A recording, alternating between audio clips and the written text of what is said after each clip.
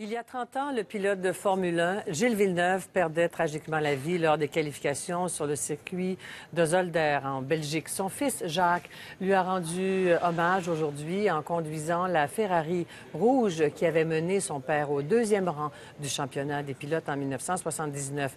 Le président de Ferrari ainsi que plusieurs pilotes et mécaniciens ont participé à cet hommage sur le circuit de Fiorano, la piste d'essai officielle du constructeur italien.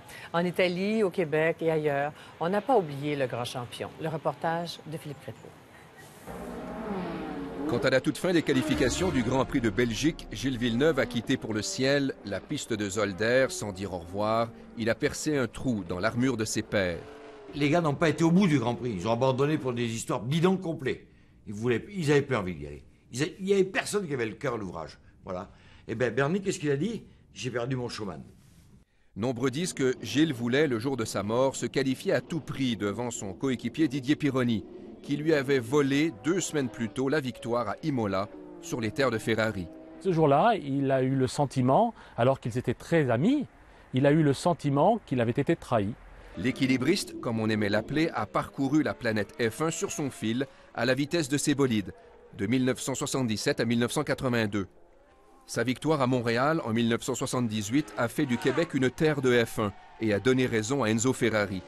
Son duel avec René Arnoux au Grand Prix de France de 1979 a prouvé tout son respect pour les règles et pour ses adversaires. Sa dernière victoire au Grand Prix d'Espagne en 1981 l'a rendu plus grand que nature. Gilles Villeneuve est parti après 6 victoires, sans couronne, mais avec panache. Des photos de Gilles, il en existe des centaines.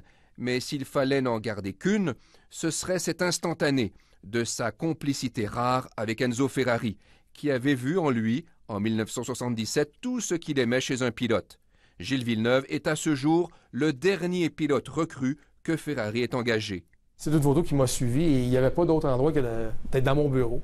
C'est une photo qui est très, très inspirante. Évidemment, on connaît la légende d'Enzo Ferrari et de l'histoire du cheval cabré, mais également la passion qu'animait Gilles. On aimait le voir sur ce fil en permanence et tout, et jouer avec ça.